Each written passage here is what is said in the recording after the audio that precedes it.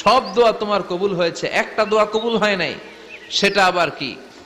যুবক বলতে আরম্ভ করলো, আমার যে দোয়াটা কবুল হয় নাই সেটা হচ্ছে আমি আল্লাহর কাছে অনেকবার দোয়া করেছি, আল্লাহ শুনেছি এই জামানার সবচেয়ে বড় মুহাদ্দিস, তার নাম নাকি ইমাম আহমদ ইবনে হাম্বাল।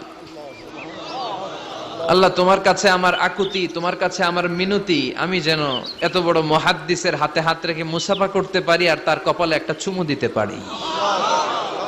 আমার এই দোয়াটা আজও কবুল হয় নাই। আজও আল্লাহ তাআলা এই দোয়াটা কেন যে কবুল করেন আমি জানি না।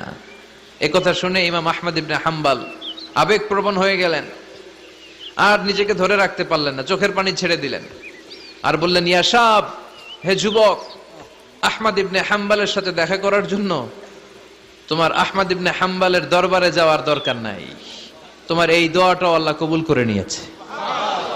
আহমদ ইবনে হাম্বাল দেখা দেওয়ার জন্য তোমার দরবারে ছুটে এসেছে। আনা আহমদ ইবনে